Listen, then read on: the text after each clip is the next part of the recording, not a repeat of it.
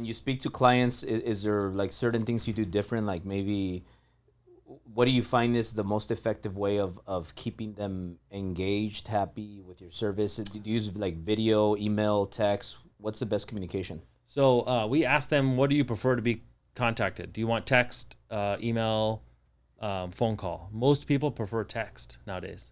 So we do the initial call, and then we text them with updates. And then a lot of people need guidance along the way. So they have a question about the paperwork, and they can't get a hold of the loan officer, right? Or they have a question about this or that, and they can't get a hold of somebody. Yeah. So one of the things we tell people is just answer your phone. Yeah. Like, how many guys in your business, or we've all seen them, right? They think they're too good to answer the phone to the clients. You know, they're out here partying or doing this. Like, take care of the clients, like, and then they'll take care of you. The work will take care of you. So we just try and over communicate, but we ask the client, what do you prefer? Do you want this, this, or this? And then the other thing we do is along the way, my brother does a really good job of this. He sends little gifts. So let's say we did the pre-approval. He sends a gift to them. Or, you know, after closing, sending gifts. 1 year after closing, here's the 1 year anniversary. Congratulations. You know, send a video or a gift. One other thing we do is if there is if the client's on social media. Mm-hmm. So what I do is every time we get a client in our loan office, get a client, most of the time the client is on Facebook, Instagram, or LinkedIn. So find the client and follow them, and then they'll follow you back. And now you're going to stay in contact with them through your content. You use Instagram like your CRM? Yeah, big time. So on the back end of Instagram, if you go to business.facebook.com, it's like a CRM that's connected to your DMs. You can put notes about clients, you can tag them, you can put flags on certain more important ones, and then you can also leave your send messages and stay in contact. And if you can't do it all, you can hire people to help you with that.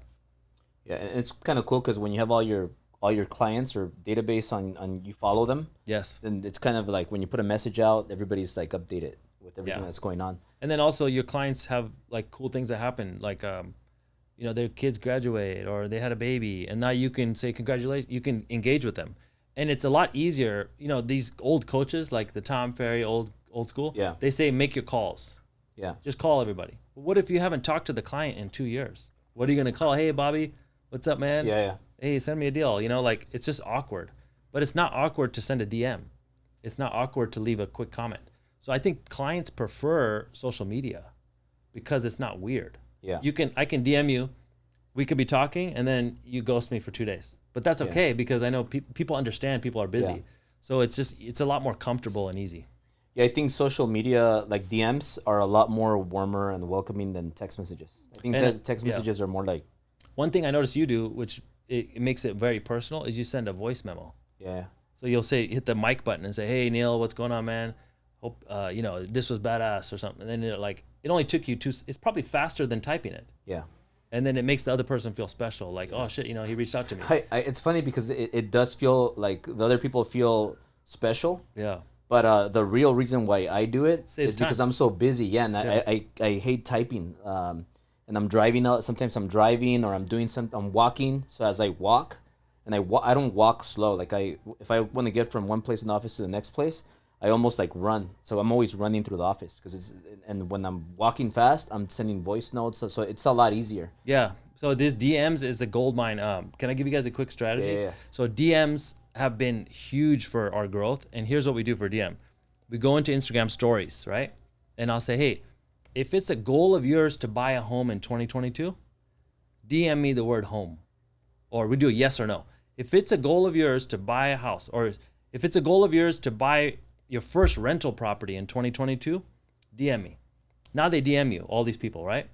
Now the reason why they DM you is because there's a lot of people in your audience that want to buy real estate, but they're not ready to like call you. They're not ready to go apply. Mm-hmm. They won't do shit unless you ask them. And it has to be something very simple. So we say, hey, raise your hand. Would you like to buy a house?